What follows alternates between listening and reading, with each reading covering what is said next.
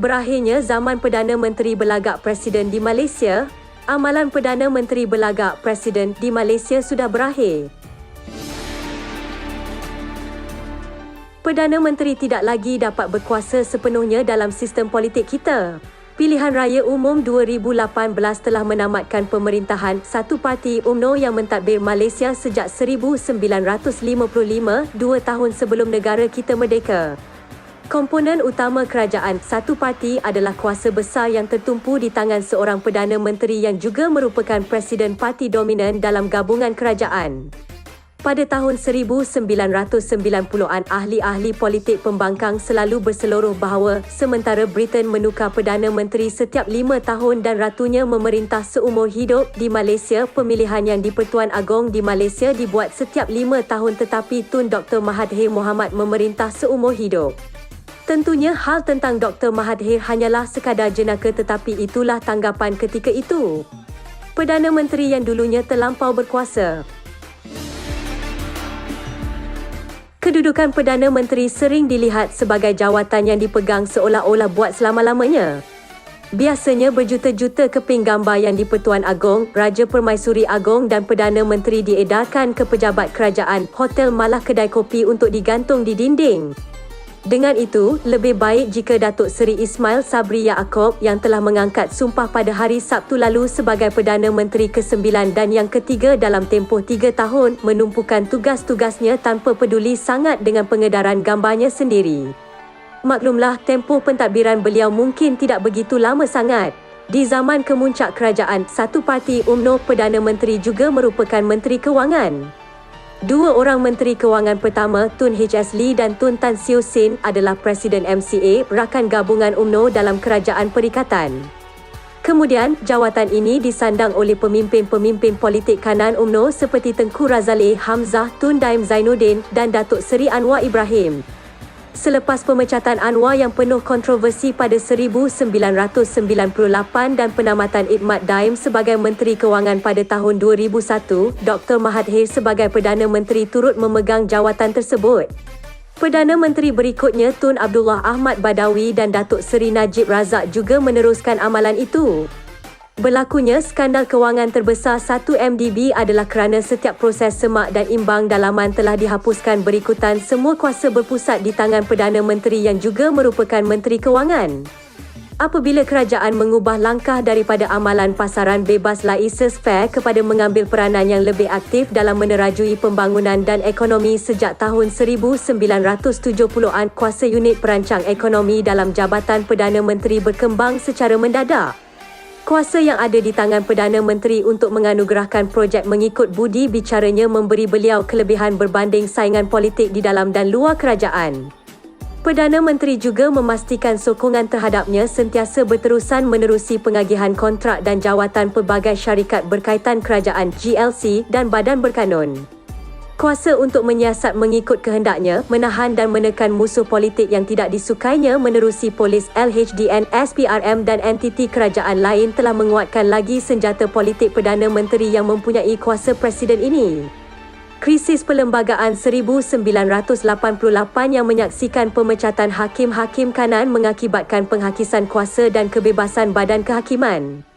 Kedua-dua krisis perlembagaan pada tahun 1983 dan 1993 telah mengurangkan pengaruh dan kuasa institusi raja berbanding dengan kuasa Perdana Menteri. Parlimen pula dianggap sebagai cop getah pihak eksekutif sementara media ditekan dan proses pilihan raya dimanipulasi. Sejak tahun 1960, UMNO tidak lagi mengadakan pemilihan parti di peringkat negeri dan menggantikannya dengan pelantikan Badan Perhubungan Negeri oleh Presiden Parti. Ini membolehkan Presiden Parti yang juga Perdana Menteri mengawal Menteri Besar dan Ketua Menteri di negeri-negeri bawah pemerintahan UMNO. Era baharu yang merumitkan.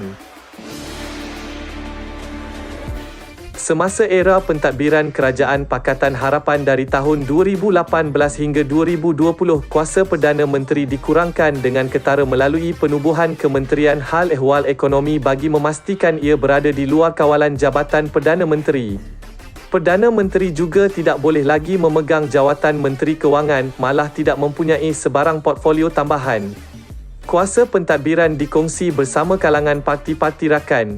Usaha memperbaiki isu-isu seperti integriti kehakiman, reformasi parlimen dan pelantikan lebih banyak golongan profesional dalam GLC juga dijalankan. Malangnya, walaupun Dr. Mahathir dan Anwar sebelum ini bersetuju untuk bekerjasama menentang kezaliman Najib dan Barisan Nasional, kedua-dua pemimpin veteran ini tetap sangsi antara satu sama lain. Dr. Mahathir kembali menjadi Perdana Menteri ke-7 pada tahun 2018 setelah mentadbir selama 22 tahun sebagai Perdana Menteri ke-4 di antara tahun 1981 dan 2003. Penyokong Anwar ingin melihat berakhirnya pemerintahan Dr. Mahathir, sementara para penyokong bekas Perdana Menteri itu pula bimbang kelangsungan politik mereka akan disekat apabila Anwar menjadi Perdana Menteri. Permusuhan ini masih berlanjutan hingga hari ini. Dalam PKR, retaknya hubungan di antara Anwar dan Datuk Seri Muhammad Azmin Ali mendorong bekas orang kuat Anwar itu bersekongkol dengan musuh politik untuk menumbangkan Kerajaan Pakatan Harapan. UMNO yang dipimpin oleh Datuk Seri Ahmad Zahid Hamidi dengan sokongan bekas bosnya Najib juga berusaha untuk kembali berkuasa melalui apa jua cara sekalipun. Tan Sri Muhyiddin Yassin, seorang bekas pemimpin kanan UMNO yang bergabung dengan dari Mahathir untuk bersama Pakatan Harapan, memilih untuk mengkhianati kerajaan setelah 22 bulan memenangi kuasa demi mengejar jawatan Perdana Menteri ke-8 melalui Kerajaan Perikatan Nasional yang baharu bersama UMNO. Langkah Sheraton pada Februari 2020 telah menyatukan kumpulan yang berbeza impian dalam satu gabungan sementara untuk menumbangkan Kerajaan Pakatan Harapan yang diterajui Dr. Mahathir.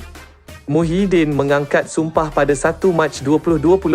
Pada 9 Mac ketika Muhyiddin mengumumkan barisan kabinetnya, dalam satu rencana saya telah menulis, sekarang Perdana Menteri juga menjadi Menteri Kewangan dan Menteri Ekonomi dalam erti kata yang sebenar.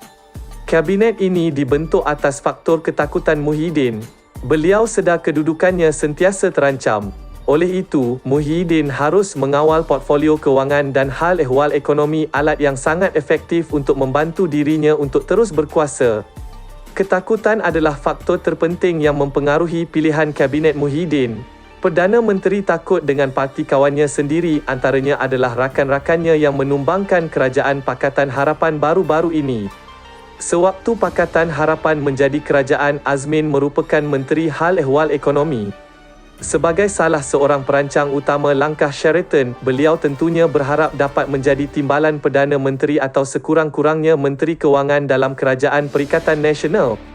Sebaliknya, beliau diturunkan pangkat ke Kementerian Perdagangan Antarabangsa dan Industri MITI.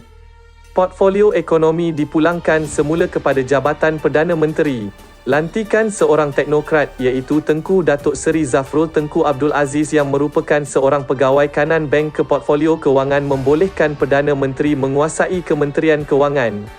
Hubungan kuasa baharu.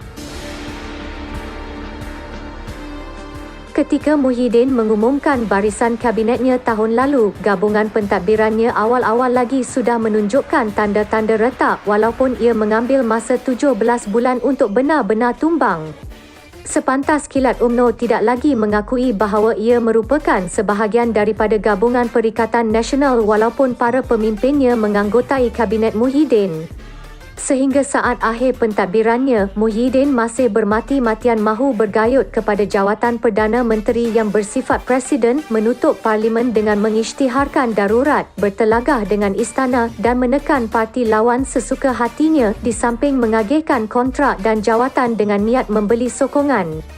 Perdana Menteri yang baharu ini pula hanya mempunyai sokongan 114 daripada 220 orang ahli Parlimen. Beliau akan menghadapi cabaran dalaman yang sama seperti Muhyiddin. Ismail Sabri harus mengambil iktibar kenyataan yang di-Pertuan Agong pada 18 Ogos supaya memastikan tiada lagi politik dominasi, iaitu yang menang tidak menang semua, yang kalah tidak kalah semua.